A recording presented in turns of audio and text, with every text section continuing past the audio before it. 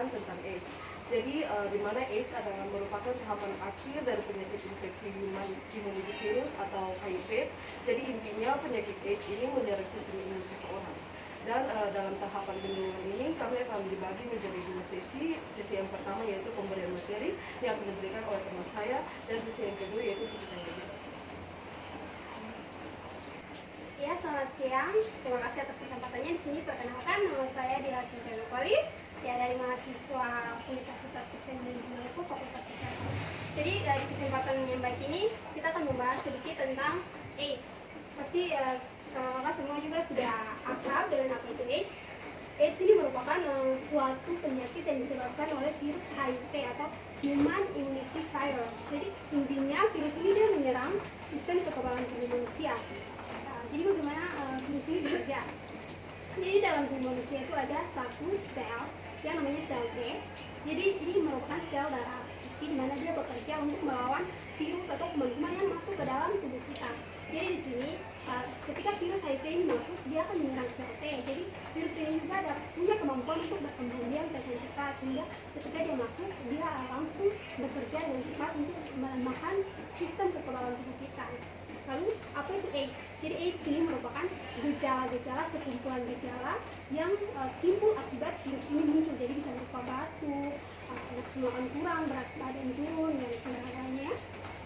Lalu bagaimana sih kita mencegah agar virus ini tidak menyerang kita? Yang pertama, kita harus menghindari hubungan seks yang tidak aman. Bisa saja hubungan seks bebas antara lawan jenis atau lawan yang tidak kita kenal. Kemudian juga menggunakan pengaman seperti kondom saat berhubungan seks. Kemudian menggunakan jarum suntik yang bersih. Di sini untuk lebih rentan pada orang-orang yang suka menggunakan tapu. Di sini harus benar-benar dipastikan bahwa mereka menggunakan jarum yang steril, ya. Mengerti ya? Ya, kemudian yang ketiga ada dari transfusi darah.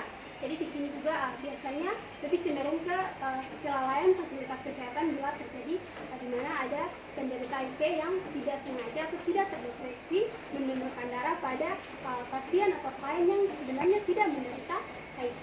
Ya, kemudian yang berikutnya adalah air susu ini dari ibu yang diturunkan kepada anaknya. Bisa dipahami ya?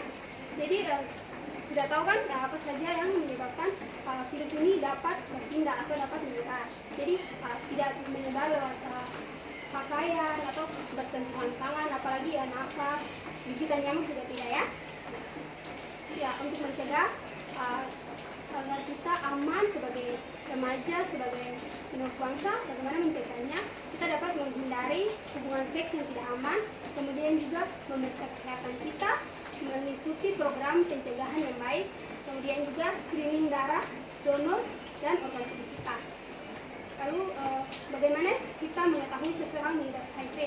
Itu tidak dapat diprediksi dengan tepat. Jadi kita tidak dapat menjudge atau melabeli seseorang bilang, oh dia ini pergaulannya tidak baik karena ini jadi sehingga dia tuh HIV. Kita tidak bisa. Jadi bagaimana kita tahu ini hanya dapat diketahui jika seseorang ini sudah melakukan berbagai tes. Mungkin itu saja dari saya. Lalu saya kembalikan kepada moderator jika ingin bertanya, silakan. Ya, terima kasih. Ya, selanjutnya setelah pemaparan dari teman saya mengenai AIDS, apakah ada pertanyaan dari teman-teman? Bisa silakan.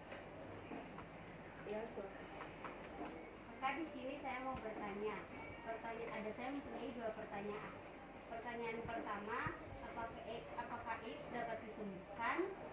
Dan pertanyaan kedua saya, apakah orang yang terkena AIDS bisa mempunyai tekanan darah dan KB normal? Itu saja. Ya, dan terima kasih. Apakah ada pertanyaan?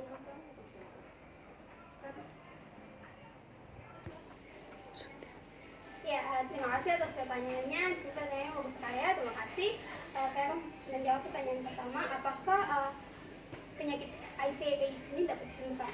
Jadi penyakit ini sebenarnya tidak dapat disembuhkan, tapi dapat istilahnya ditahan sehingga perkembangannya tidak terlalu cepat, dan penderita HIV juga dapat hidup secara normal jika dia terus atau dengan konsisten menjalankan pengobatannya. Jadi intinya di sini jika seseorang terkena HIV, maka kuman ini atau virus ini akan ada di dalam tubuhnya hingga akhir hayatnya. Jadi kita melemahkannya tanpa membunuhnya. Jadi belum ada obat atau pengobatan yang dapat membunuh virus HIV.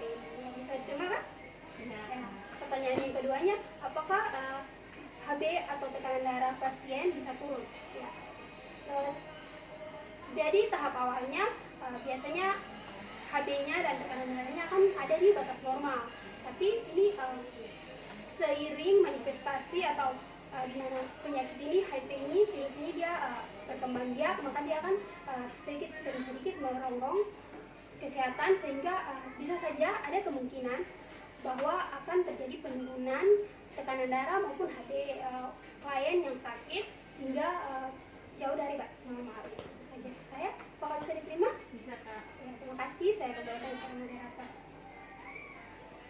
Ya, sekian dari penjelasan kami tentang AIDS. Semoga bermanfaat bagi kalian semua dan sampai ketemu di lain waktu dan terima kasih.